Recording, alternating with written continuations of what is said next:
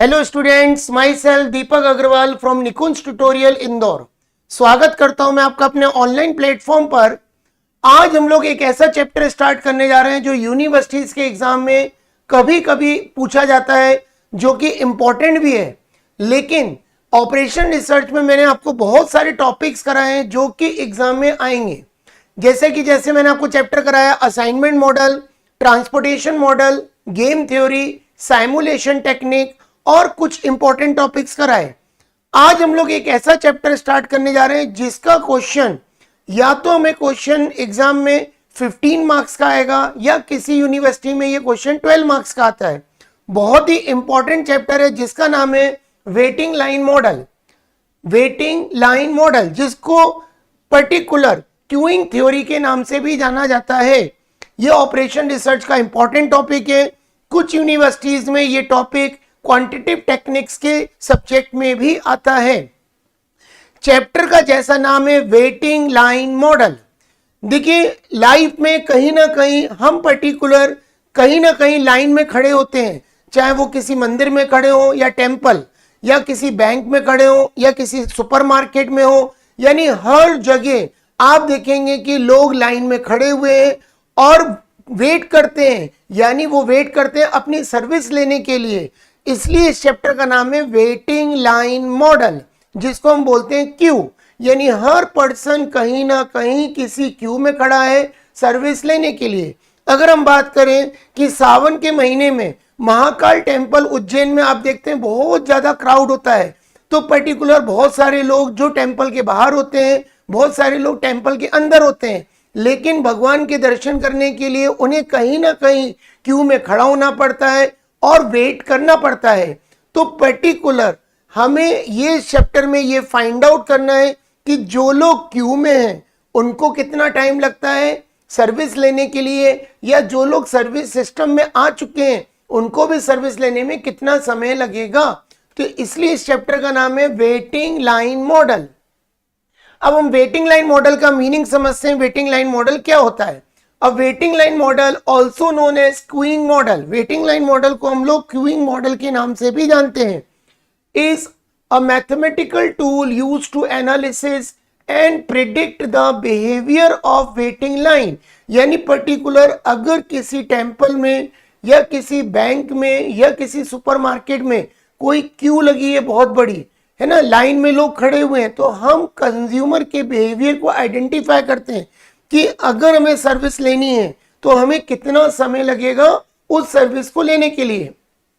In system where entities arrive for service but may have to wait. यानी simple सी बात है, जैसे मैं किसी रेस्टोरेंट में गया और वहां पर मुझे डिनर करना है, तो पर्टिकुलर मालूम चला कि वहां पे बहुत क्राउड है, तो उन्होंने एक टोकन सिस्टम स्टार्ट कर दिया, उन्होंने हमको टोकन दे दिए। तो हम वेट करते हैं कि जब हमारा टोकन नंबर आएगा तब हमें सर्विसेज मिलेगी। तो वेटिंग लाइन मॉडल में हम ये आइडेंटिफाई करते हैं कि जो लोग क्यू में हैं उनको कितना समय लग रहा है, कितने लोग क्यू में हैं, और जब वो सिस्टम में आते हैं तो उनको सर्विस लेने में कितना समय लगता है। Queuing model are also used to analyse and understand the dynamic of waiting line in the various system.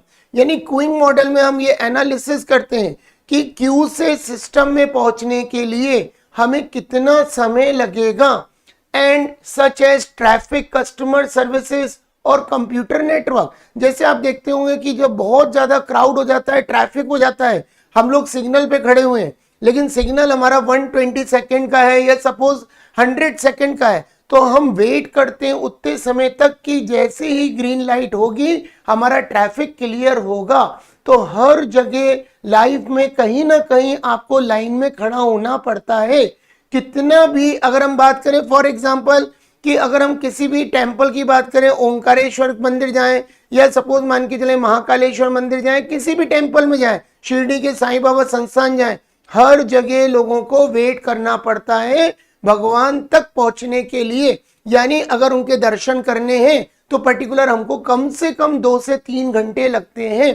तो वेटिंग लाइन मॉडल में हम ये सीखते हैं कि कैसे क्यू से सर्विस तक लेने में हमको कितना समय लगता है।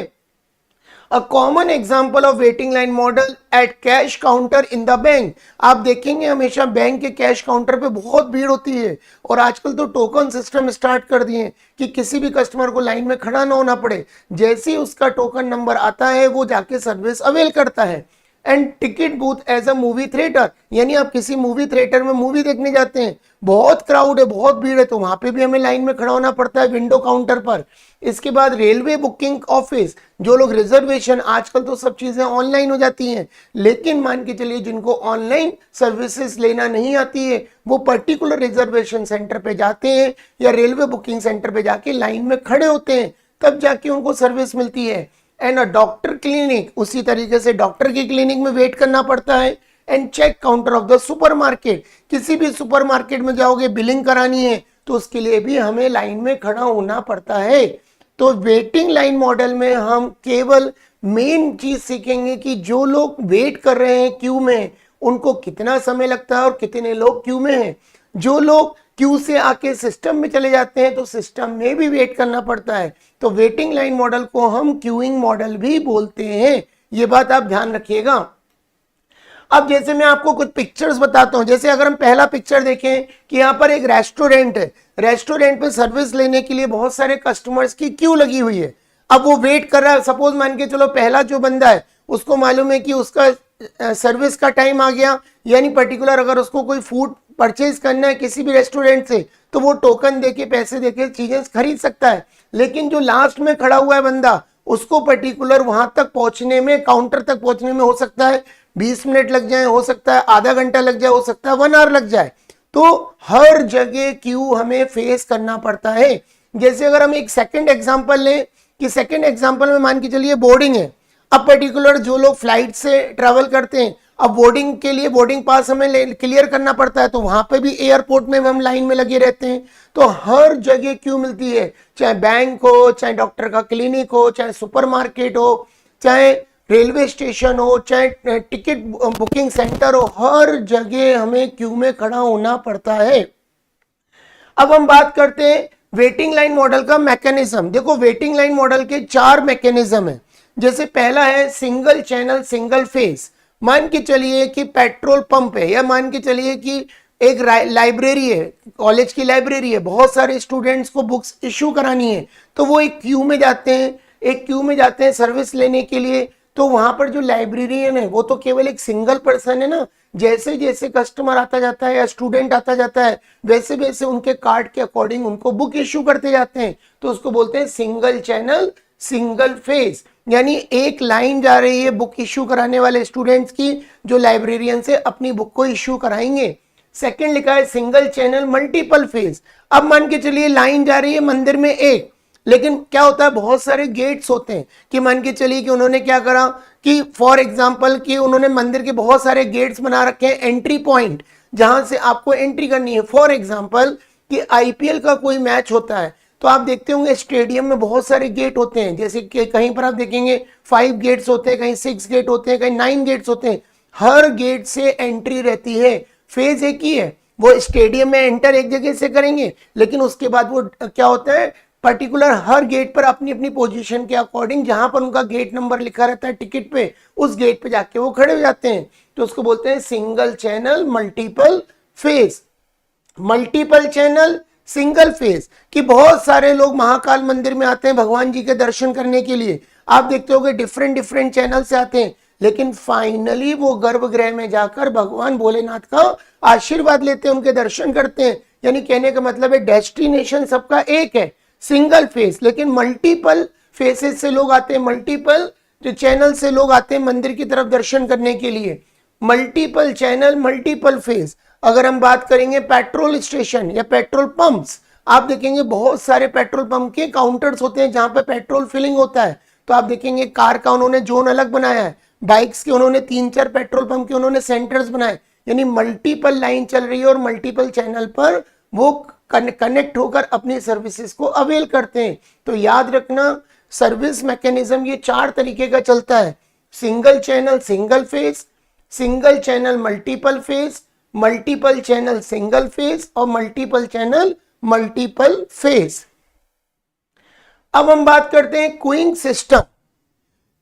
इसके टोटल 5 कंपोनेंट हैं जो कि बहुत ही इंपॉर्टेंट है, इनको बहुत ध्यान से समझिएगा। इसमें लिखा है queuing system can be described in the terms of 5 important components और एलिमेंट्स, यानी वेटिंग लाइन मॉडल के 5 इंपॉर्टेंट कंपोनेंट्स होते हैं।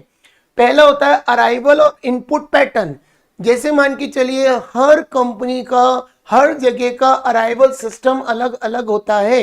किसी के पास 10 कस्टमर 1 घंटे में आ रहे हैं, किसी के पास 5 कस्टमर 1 घंटे में आ रहे हैं, किसी के पास डिमांड बहुत ज्यादा है, सप्लाई कम है, तो आप देखना एकदम से बहुत सारे कस्टमर आ जाते हैं। तो वेटिंग लाइन मॉडल में सबसे पहले हम फाइंड आउट करते हैं अराइवल और इनपुट पैटर्न।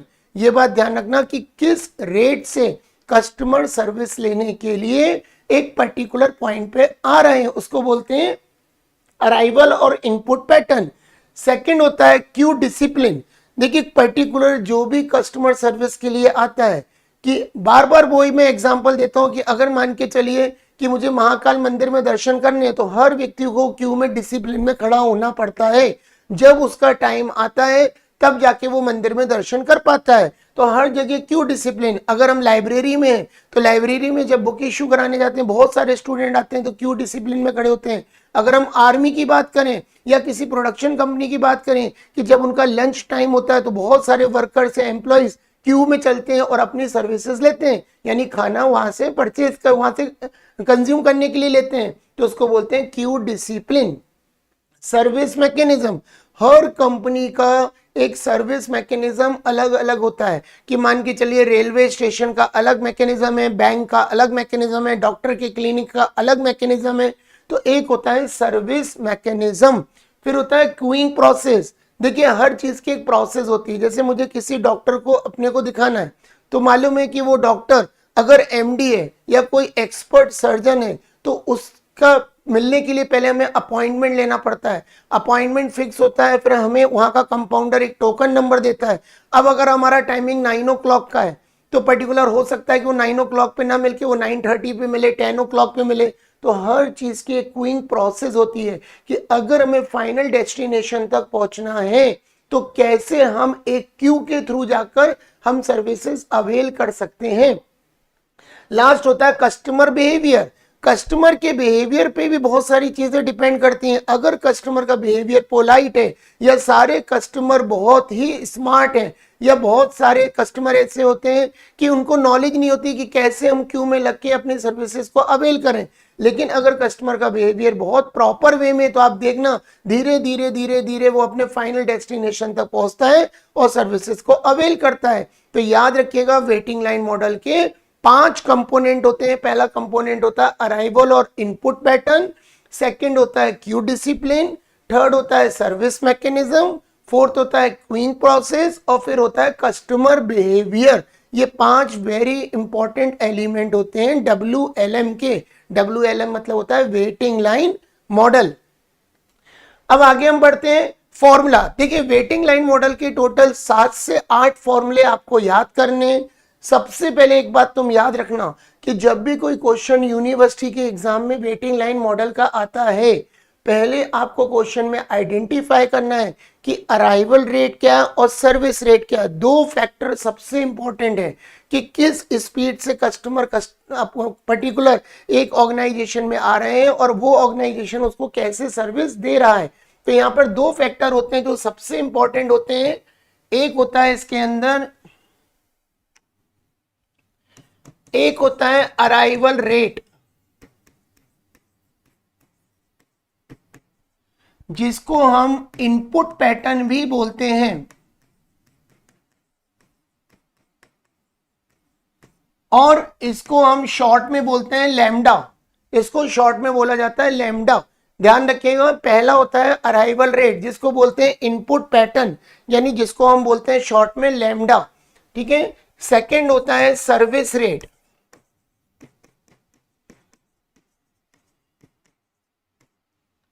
जिसको हम लोग बोलते हैं शॉर्ट में म्यू। तो याद रखिएगा इसमें 2 वर्ड बहुत इंपॉर्टेंट है, एक होता है लैम्डा और एक होता है म्यू, क्योंकि इन्हीं के बेसिस पर हमें 7 से 8 फॉर्मूले याद करने हैं।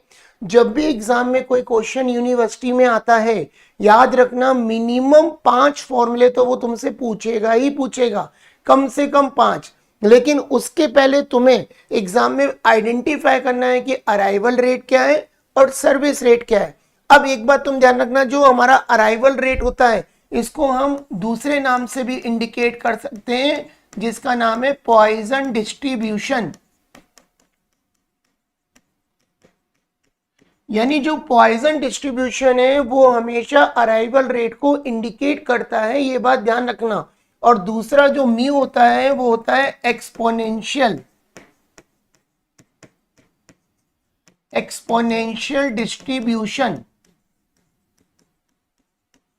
यानी एग्जाम में कभी कभी हम आइडेंटिफाई नहीं कर पाते हैं कि अराइवल रेट क्या है या सर्विस रेट क्या है, लेकिन एग्जाम में क्वेश्चन में कुछ वर्ड्स होते हैं जिनसे आइडेंटिफाई तुम कर सकते हो कि क्वेश्चन में लैम्डा क्या है और म्यू क्या है, यानी अराइवल रेट क्या है और सर्विस रेट क्या है। तो हम ध्यान रखना, अराइवल रेट को इनपुट पैटर्न भी बोलते हैं, जिसको हम बोलते हैं लैम्डा, यानी पॉइजन डिस्ट्रीब्यूशन के नाम से भी जाना जाता है। अगर सर्विस रेट है तो जिसको हम बोलते हैं म्यू, यानी इसको हम एक्सपोनेंशियल डिस्ट्रीब्यूशन के नाम से भी जानते हैं। अब एक चीज हमेशा तुम ध्यान रखना कि पर्टिकुलर एक होता है क्यू और एक होता है सिस्टम।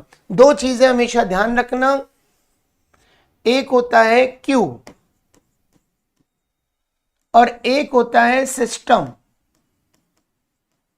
जैसे मान के चलिए कि मेरी कोचिंग क्लासेस के बाहर कुछ बच्चे खड़े हुए हैं, वो वेट कर रहे हैं कि यार दीपक सर पर्टिकुलर जो क्लास पहले चल रही है उसको कंप्लीट करेंगे तब हम क्लास के अंदर एंटर करेंगे।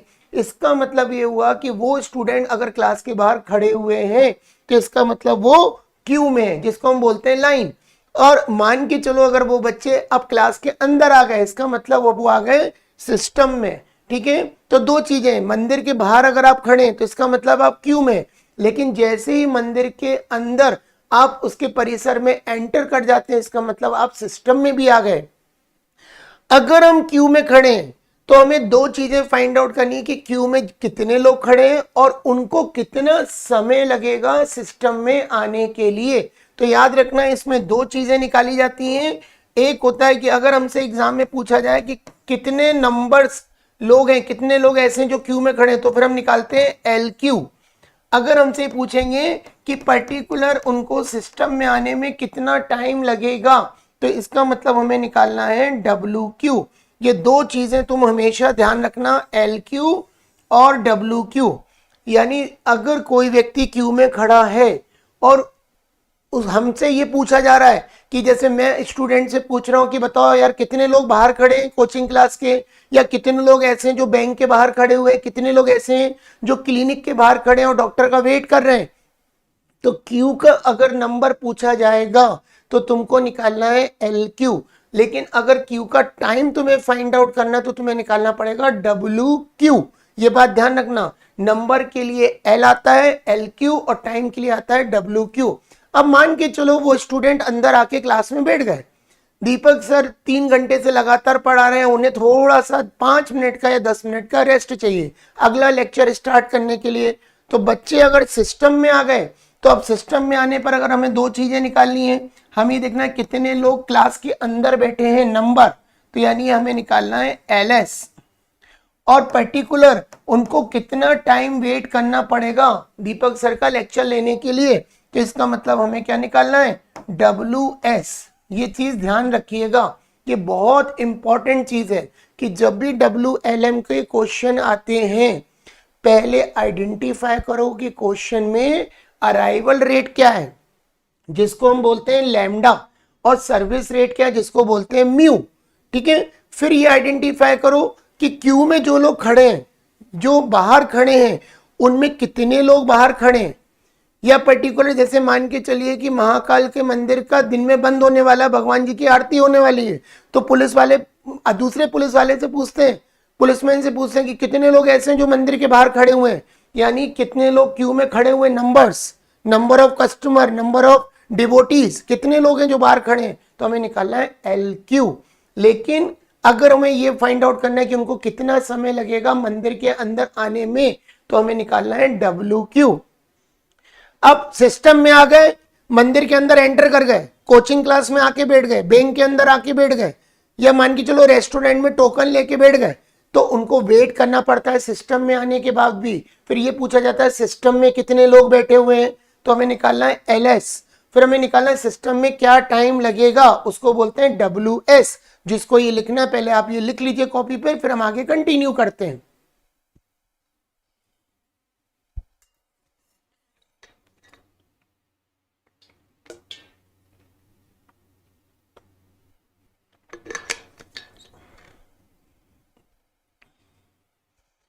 अब हमें इसके फॉर्मूले सीखने हैं।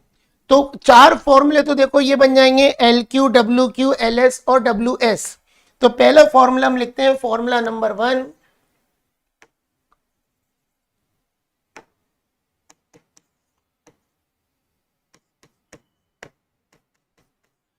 Average number of customers in the system.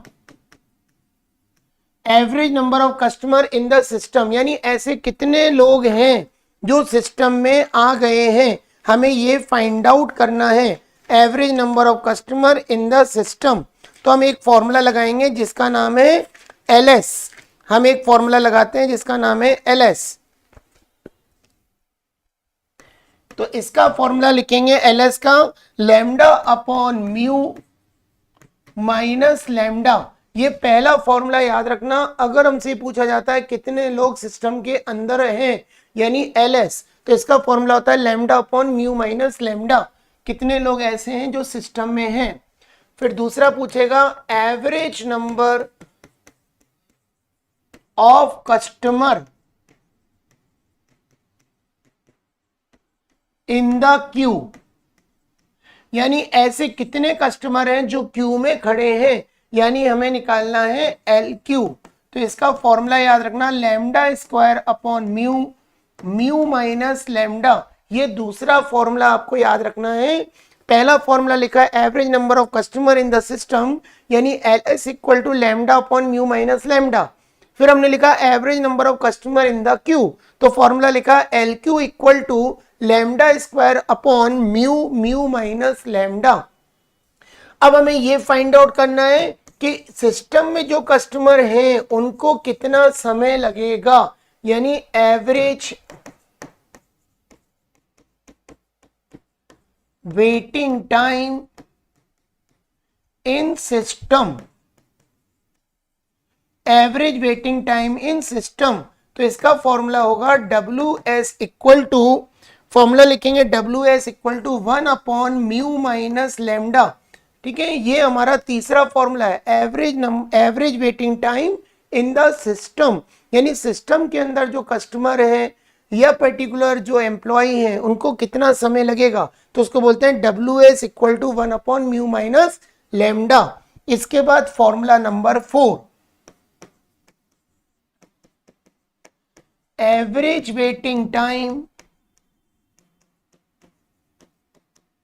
In queue, तो यानी हमें निकालना है WQ। तो WQ का फॉर्मूला होता है लैम्डा अपॉन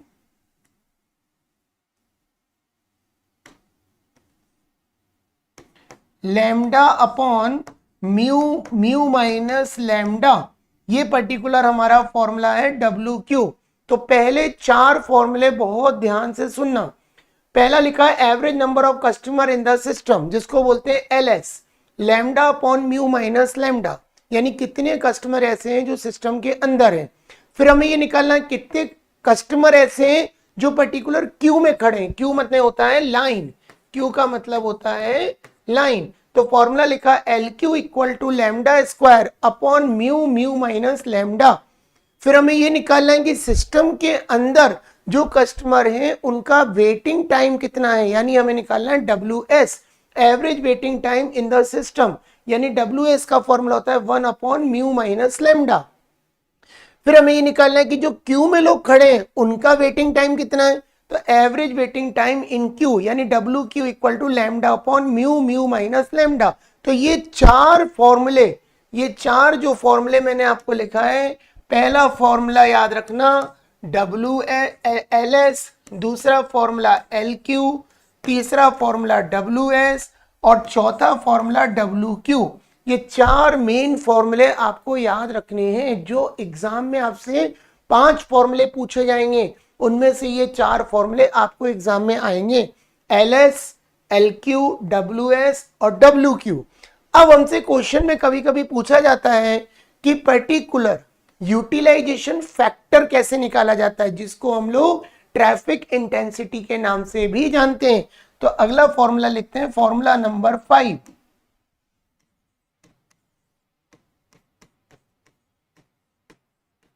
ट्रैफिक इंटेंसिटी, जिसको हम लोग बिजी फैक्टर भी बोलते हैं, या इसको हम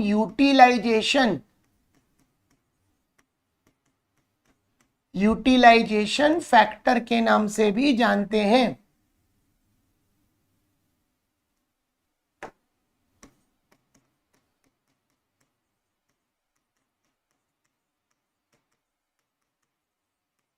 तो इसका फॉर्मूला याद रखना, lambda upon mu into 100।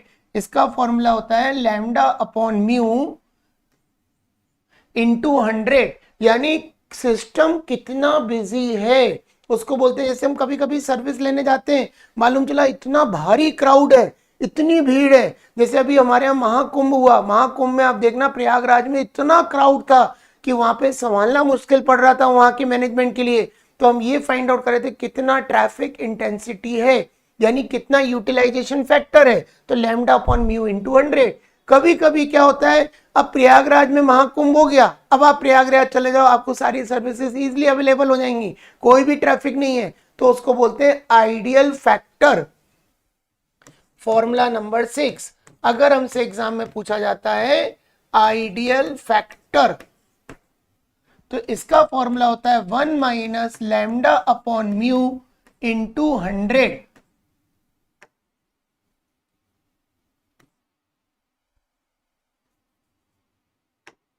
1 minus lambda upon mu into 100। 7 number formula लगाया जाता है अगर हमसे पूछा जाता है नॉन एम्प्टी क्यू, यानी क्या प्रोबेबिलिटी है कि नॉन एम्प्टी क्यू है। तो इसका जो फॉर्मूला हमको याद करना है नॉन एम्प्टी क्यू का, तो हम लिखेंगे यहां पर प्रोबेबिलिटी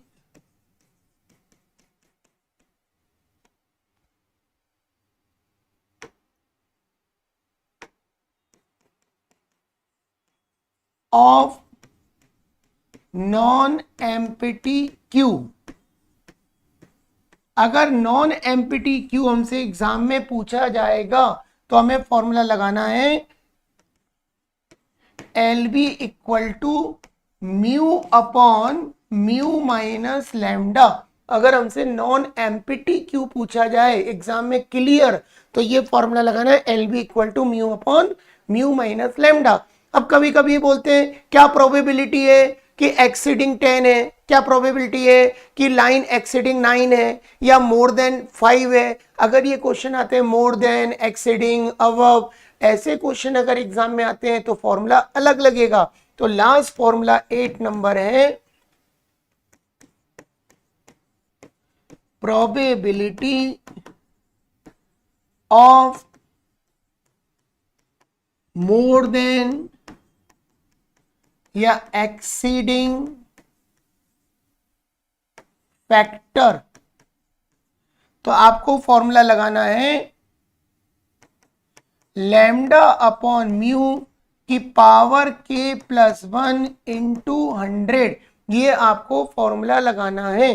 तो टोटल अगर हम देखेंगे तो हमने ये 4 फॉर्मूले और सीख लिए कि अगर हमसे एग्जाम में पूछा जाए ट्रैफिक इंटेंसिटी यानी बिजी फैक्टर या यूटिलाइजेशन, तो फॉर्मूला लगाना है लैम्डा अपॉन म्यू इंटू 100। अगर हमसे एग्जाम में पूछा जाए आइडियल फैक्टर, तो फॉर्मूला लगाना है 1 minus lambda upon mu into 100। अगर हमसे एग्जाम में पूछा जाए कि नॉन एम्प्टी क्यू की क्या प्रोबेबिलिटी है, तो फॉर्मूला लगाना है L B equal to mu upon mu minus lambda. अगर हमसे एग्जाम में पूछा जाए प्रोबेबिलिटी ऑफ मोर देन या एक्सीडिंग नाम के वर्ड आते हैं तो फॉर्मूला लगाना है mu upon lambda upon mu की पावर k+1 इंटू 100। तो ये 8 फॉर्मूले आपको याद करने पड़ेंगे। इनमें से यूनिवर्सिटी के एग्जाम में 5 फॉर्मूले ही पूछे जाएंगे। तो ये मैंने आपको समझाया कि वेटिंग लाइन मॉडल क्या होता है, जिसको हम लोग क्यूइंग मॉडल के नाम से भी जानते हैं। वेटिंग लाइन मॉडल के अंदर आप याद रखना कि पर्टिकुलर 5 कंपोनेंट्स होते हैं। ये 5 कंपोनेंट्स बताए, अराइवल और input pattern, Q discipline, service mechanism, queuing process और कस्टमर बिहेवियर। फिर मैंने आपको क्लियर बताया कोई भी क्वेश्चन एग्जाम में आएगा, 2 चीजें आइडेंटिफाई करो, अराइवल रेट और सर्विस रेट। अब क्वेश्चन अगर क्यू का है तो मैंने आपको 2 छोटे छोटे पॉइंट बताए। क्यू में 2 चीजें निकालते हैं, अगर क्यू का नंबर निकालना हो तो एल क्यू, क्यू का टाइम निकालना हो तो डब्ल्यू क्यू, अगर सिस्टम का नंबर निकालना हो तो एल एस और सिस्टम का टाइम निकालना हो तो डब्ल्यू एस। तो 4 फॉर्मूले तो हमारे यही बनेंगे। तो पहला formula average number of customer in the system, L S equal to lambda upon mu minus lambda, average number of customer in the queue, lambda L L queue equal to lambda square upon mu mu minus lambda. ये फॉर्मूले करते करते धीरे धीरे जब तुम practice करोगे ना तुम्हें अपने आप ही याद हो जाएंगे, ठीक है। तीसरा formula average waiting time in system, W S 1 upon mu minus lambda. फिर average waiting time in queue, W Q 1 lambda upon mu mu minus lambda. इसके बाद traffic intensity, ideal factor, non empty queue और more then और exceeding के जो सम आते हैं। अब आज के लेक्चर में मैं तुम्हें केवल एक सम कराने जा रहा हूं, इसको बहुत अच्छे से तैयारी करना। कोई भी डाउट हो आप ऑफलाइन डेमो क्लासेस आकर ले सकते हैं भंवरकुआं सेंटर पर, जिसकी मॉर्निंग और इवनिंग में बैचेस चल रही हैं। लेकिन अगर आप घर बैठे तैयारी करना चाहते हो तो निकुंज ट्यूटोरियल का ऐप प्ले स्टोर से डाउनलोड करके मिनिमम प्राइस पर आप एमबीए का पूरा कोर्स परचेज कर सकते हो। जो भी मैं आपको डेली पढ़ाऊंगा उसका आपको पीडीएफ जरूर मैं आपको व्हाट्सएप करूंगा, अगर आप हमसे ऑनलाइन परचेज करके कनेक्ट होते हो। ये बात ध्यान रखना, जो लोग ऑफलाइन आते हैं वो सारी चीजें तो ऑफलाइन फेस टू फेस भी पढ़ लेते हैं और सारी चीजें नोट कर लेते हैं। तो अब हम लोग एक क्वेश्चन देखते हैं। जैसे ये क्वेश्चन है, छोटा सा क्वेश्चन है, आइडेंटिफाई करना पहले अराइवल और सर्विस। क्वेश्चन में लिखा है, जस्ट मिनट पहले आप ये क्वेश्चन एक बार रीड करें।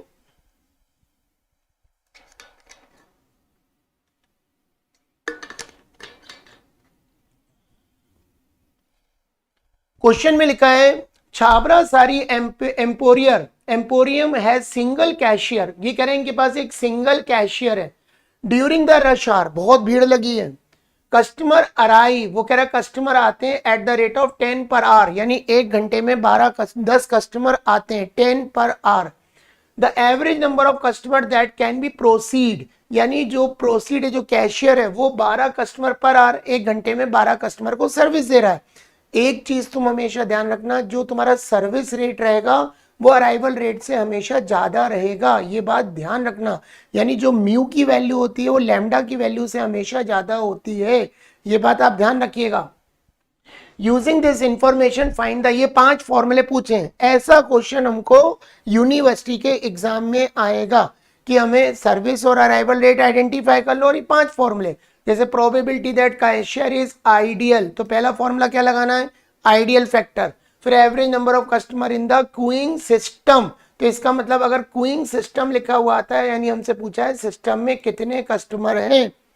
Average time of customer spend in the system, average time पूछ रहे हैं यानी वो सिस्टम का टाइम पूछ रहे हैं, यानी पूछ रहे हैं WS। अब वो पूछ रहे हैं average number of customer in the Q, यानी क्यू में कितने कस्टमर हैं, यानी वो पूछ रहा है LQ। फिर एवरेज टाइम पूछ रहा है कि क्यू में कितना टाइम लगेगा, यानी वो पूछ रहा है WQ। तो अब इस क्वेश्चन को हम स्टार्ट करते हैं। आज का पहला क्वेश्चन, सॉल्यूशन नंबर 1। सबसे पहले तुम निकालो अराइवल रेट, जिसको बोलते हैं लैम्डा, 10 कस्टमर पर आवर। फिर लिखो सर्विस रेट, जिसको बोलते हैं mu, 12 customer per hour. Question में क्लियर लिखा था, अराइव क्या लिखा है 10 पर आवर, यानी 1 घंटे में 10 कस्टमर आते हैं, और सर्विस क्या लिखा है 12 पर आवर, यानी 1 घंटे में वो 12 कस्टमर को सर्विस देता है। ये हमने लिख लिया। अब पर्टिकुलर हमें ये क्लियर रहना चाहिए कि जो म्यू की वैल्यू होती है वो हमेशा लैम्डा की वैल्यू से ज्यादा रहेगी, ये बात हमेशा ध्यान रखना, ठीक है। तो ये म्यू की वैल्यू देखो 12 गिवन है हमारे पास गिवन है 12, और लैम्डा की वैल्यू हमारे पास गिवन है 10, यानी 1 घंटे में 10 कस्टमर आते हैं और 12 कस्टमर को वो सर्विसेज देता है। तो अब हम लिखते हैं पहला पॉइंट। तो पहला पॉइंट हमसे क्या पूछा है, probability that cashier is ideal, यानी हमसे पूछा गया है आइडियल फैक्टर। तो इसका फॉर्मूला होता है 1 minus lambda upon mu into 100। तो लैम्डा की वैल्यू दी है 10,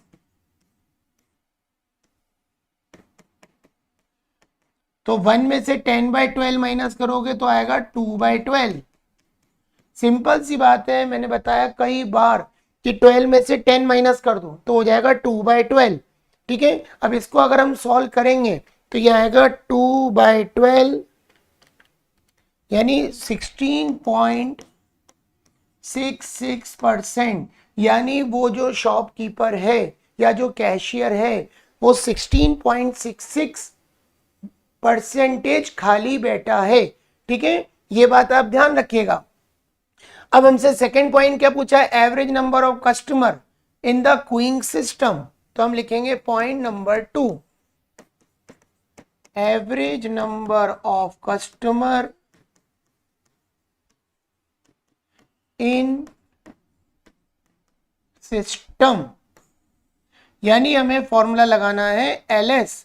तो LS का फॉर्मूला याद रखना, lambda upon mu minus lambda. ये मैंने आपको देखो LS का फॉर्मूला लगाया था, lambda upon mu minus lambda.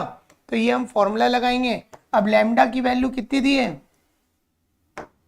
Lambda की वैल्यू दी है 10, म्यू दिया है 12 माइनस 10, यानी 10 अपॉन 2, यानी 5 customer,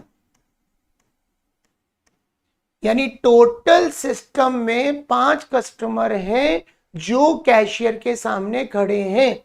average number of customer in the system, LS का फॉर्मूला लगाया lambda upon mu minus lambda, यानी 10 अपॉन 12 माइनस 10 आया 5 कस्टमर। अब अगला क्वेश्चन पूछ रहे हैं average time of customer spend in the system. तो हम लिखेंगे अगला फॉर्मूला थर्ड वाला, average waiting time in system, यानी हमें निकालना है WS, जिसका फॉर्मूला होता है 1 अपॉन म्यू माइनस लैम्डा, यानी 1 अपॉन 12 माइनस 10। तो ये आएगा 1/2, यानी 0.5 आवर्स। यानी अगर क्वेश्चन हमें आर में गिवन है तो हमें आर लिखना है, मिनट में गिवन है तो मिनट लिखना है। जैसे कि इस क्वेश्चन में क्लियर था 10 customer per hour, 12 customer per hour, तो हमारा जो आंसर आया हमने लिखा 0.5 आवर्स। अब हम लिखेंगे फॉर्मूला नंबर 4। तो फॉर्मूला नंबर 4 पूछा है average number of customer in the queue.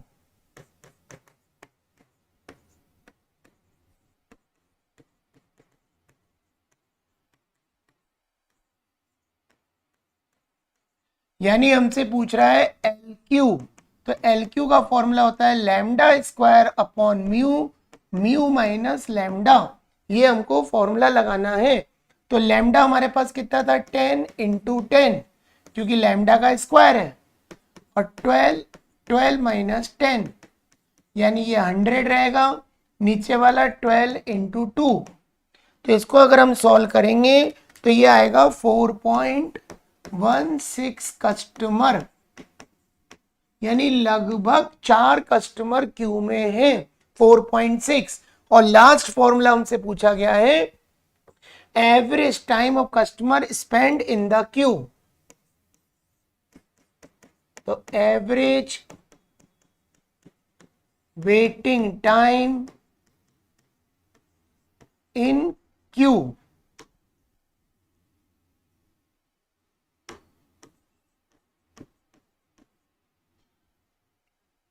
तो फॉर्मूला लगाएंगे W Q, lambda upon mu, mu minus lambda. तो लैम्डा की वैल्यू दी है 10, 12, 12 माइनस 10 यानी 10 अपॉन 12 इंटू 2। तो ये आएगा 10/24, 10/24 यानी 0.416 आर। तो ये हमारे 5 फॉर्मूले हमने लगा लिए। लैम्डा की वैल्यू 10 रख दी, म्यू था 12 माइनस 10, 12 में से 10 गए 2, 2 का मल्टीप्लाई 12 में किया 24, तो आ गया 0.416। तो ये हमारा पहला क्वेश्चन कंप्लीट हो गया। एग्जाम में बहुत सिंपल क्वेश्चन आता है, बस आपको फॉर्मूले याद करना है और आइडेंटिफाई करना है कि अराइवल रेट क्या है, सर्विस रेट क्या है और किस में कौन सा फॉर्मूला लगेगा। ये धीरे धीरे प्रैक्टिस करते करते आपको 100% आएगा। अगर ऑपरेशन रिसर्च में इसका टॉपिक आ गया या क्वांटिटेटिव टेक्निक में इसका टॉपिक आ गया, 100% पूरे नंबर एग्जाम में मिलेंगे। ये बात आप ध्यान रखिएगा। तो वेटिंग लाइन मॉडल को बहुत अच्छे से तैयार करना। आज मैंने क्लास 1 में आपको WLM का मीनिंग बता दिया, कंपोनेंट्स बता दिए, फॉर्मूले बता दिए और पहला क्वेश्चन मैंने आपको सॉल्व करके दे दिया। इसका पीडीएफ जो भी लोग ऑनलाइन कनेक्ट रहते हैं उनका पीडीएफ यानी टॉपिक का पीडीएफ डेली का मैं आपको व्हाट्सएप करूंगा। तो आप डेली का देख देख के कर सकते हो कि कैसे क्वेश्चन किया, धीरे धीरे वीडियो को सुनना, क्योंकि सारे लेक्चर रिकॉर्डेड लेक्चर्स होते हैं। कभी भी एनी टाइम आप इन लेक्चर्स को ध्यान से सुन सकते हो। तो आज के लिए हम लोग इतने ही रखते हैं। कल मिलेंगे क्लास नंबर 2 में, जिसमें हम आपको वेरी कुछ लास्ट 10 ईयर के पेपर सॉल्व करवाएंगे, जिसमें वेटिंग लाइन मॉडल के सम्स एग्जाम में आए हुए हैं। Okay, thank you very much, good day all of you.